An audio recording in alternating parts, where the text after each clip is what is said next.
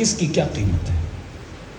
پاکستان بہترین ملک ہے اسلام کی تاریخ کو پڑھ کر اور سمجھنے کے لیے۔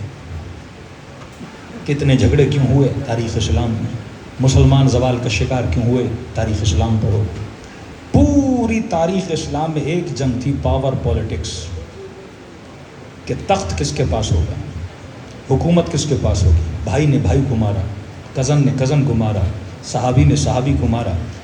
جنگ کیا تھی؟ تخت کسے ملے گا، وہ مروانی ہوں، اموی ہوں، وہ عباسی ہوں۔ مامون نے اپنے بھائی کو مارا، امین کو، کس کے لیے؟ تخت و تاج کے لیے۔ اہل بیت علیہ الصلوۃ والسلام کو زہر دی گئی، کس کے لیے؟ تخت و تاج کے لیے۔ آج ہمارے ملک میں جنگ کس چیز کی ہے؟ تخت و تاج کی ہے۔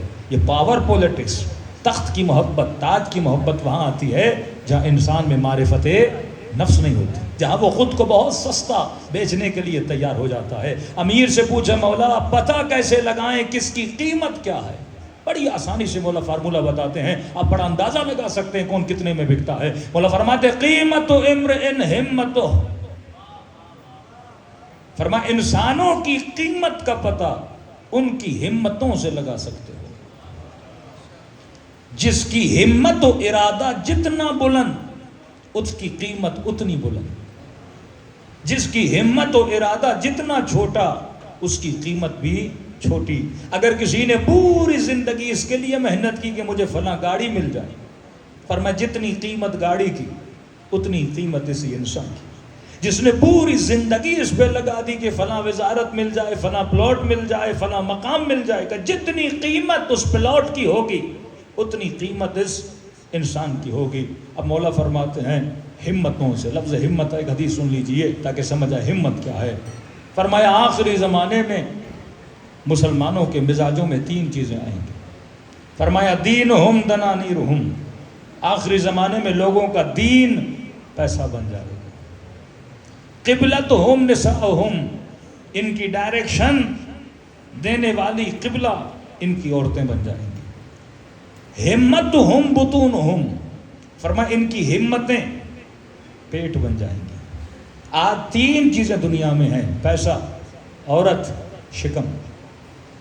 فرمایا تین چیزیں آخری زمانے میں آئیں گی، لیکن ٹاپک کیونکہ ہمت ہے، فرمایا ہمتہم بطونہم، کیا مطلب؟ ان کی ہمتیں ان کا پیٹ بن جائیں گی۔ کہ یہ جتنی محنت پیٹ کے لیے کرے گا، ابھی افطاری کی نہیں، سحری کی تیاری، ابھی سحری پوری ہوئی نہیں، افطاری کے سفروں کی تیاری۔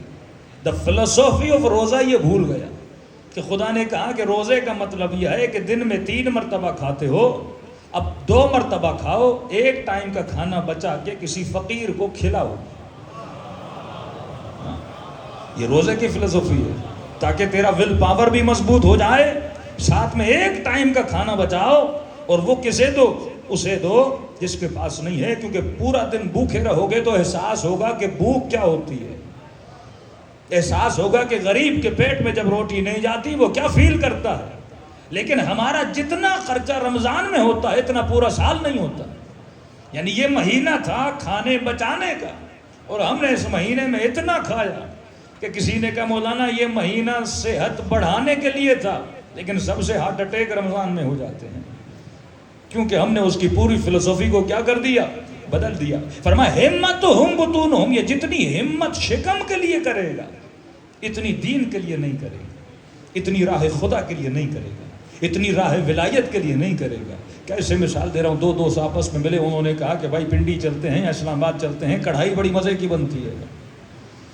کتنا فاصلہ ہے کہ 2-2.5 گھنٹے 3 گھنٹے تو لگ جائیں گے، 2.5 گھنٹے جانا، 2.5 گھنٹے آنا، 5 گھنٹے 6 گھنٹے، یہ شکم کی خاطر حرام نہیں ہے۔